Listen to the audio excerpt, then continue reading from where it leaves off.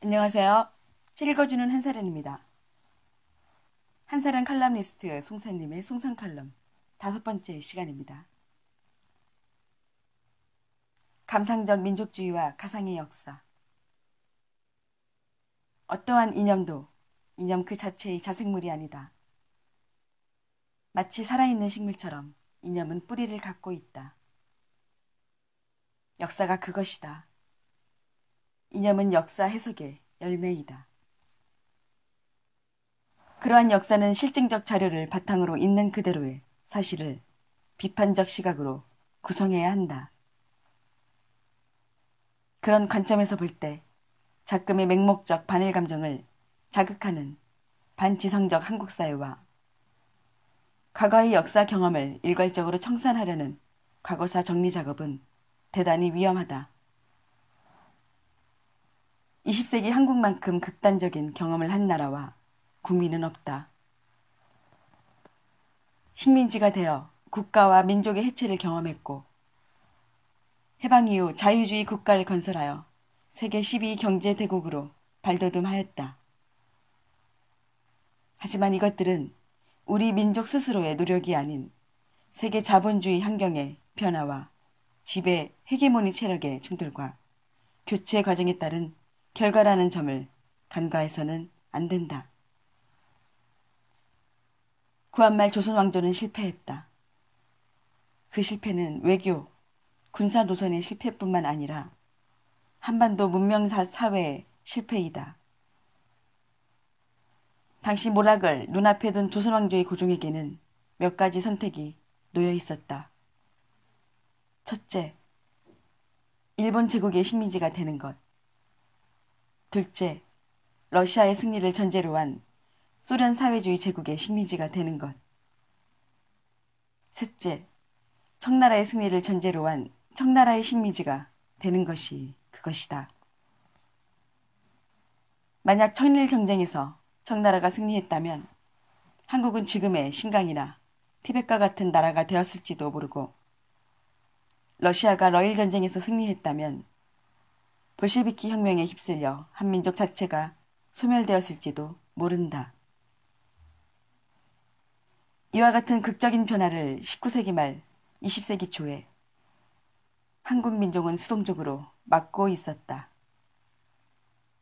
당시 조선의 운명은 타율적인 힘에 의해 결정될 수밖에 없었다. 그렇다면 왜 이렇게 세 가지 선택 중 일본의 대동아시아 제국, 소련 사회주의 제국, 중국 대륙의 식민지라는 선택밖에 없었을까? 가장 중요한 것은 청나라에 지나치게 의존적인 정책을 취했기 때문이다. 청나라가 해체되기 직전까지도 조선의 고종은 중국의 제후로서의 국제적 지위를 대단히 명확하게 재확인했고 그 역할에 충실했다. 한반도를 둘러싼 국제적인 세력들의 국익을 적절하게 조정하면서 헤게모니를 확보해 나가는 외교적 지략이 부족했던 것이다. 그만큼 세계의 격변에 대해 무지했고 중화사관에 매몰되어 있었다. 두 번째는 사회, 국가, 세계에 대한 이해가 지나치게 관념적이었다. 성리학에서 국가는 군국의 실체가 아닌 예의 질서로서 존재한다. 동심원적 질서의 확장 과정의 한 파동으로서 국가가 존재했을 뿐 스스로 개인과 사회로부터 분리된 독자적 통합 기제로서의 인식되지 못한 것이다. 즉, 도덕적으로 정당하면 왕조는 영원히 건강할 것이라는 논리가 지배적이었다. 이런 성리학적 예의 질서로서 사회가 관념화되었고 청나라가 한반도로 넘어왔을 때 실제적 물리적 대응이 불가능했던 것이다. 조선 왕조는 성리학적으로 온순화된 통합을 특징으로 하는 사회였기 때문에 19세기 이후의 조선 왕조는 내부적으로는 경제의 대실패로 인한 모순이 증대되고 밖으로는 한반도를 포섭하려는 러시아, 중국, 일본 제국의 각축 속에서 전혀 대응할 수가 없었던 것이다. 조선이라는 작은 영토의 나라가 문명적 대응에 실패한 결과는 너무도 엄중하였다. 세계사에서 그 지도가 다시 회복되리라 예견할 수도 없었던 처참한 상황에 내몰리게 되었다.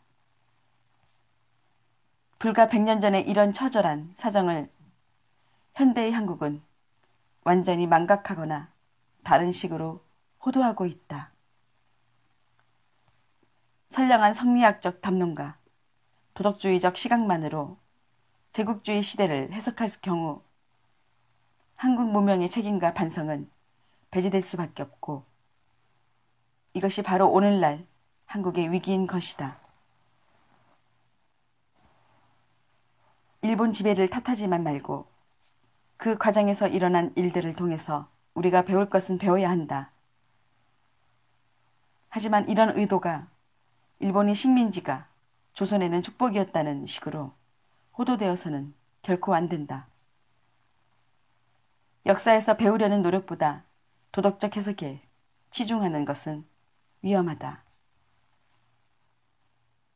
1950년, 60년대까지만 해도 일본 사람들이 먹는 문제만큼은 해결됐다는 식으로 외정시대를 회고하는 것은 어쩌면 그 외정시대를 살았던 사람들에게는 자연스러운 일이다. 하지만 그 시대를 경험하지 못했던 60년대 이후 공교육을 받았던 50대 중반 이하의 세대, 그리고 감성적이고 민족주의적 교육을 받은 20, 30대 젊은 층은 반발할 수밖에 없다. 대한민국이 성립과 자기 발전 과정에서 민족주의를 국가 이데올로기로 신격화한 결과라고 볼 수밖에 없다. 좌우익 모두 민족주의를 선동한 책임을 같이 져야 한다. 여기까지 하겠습니다.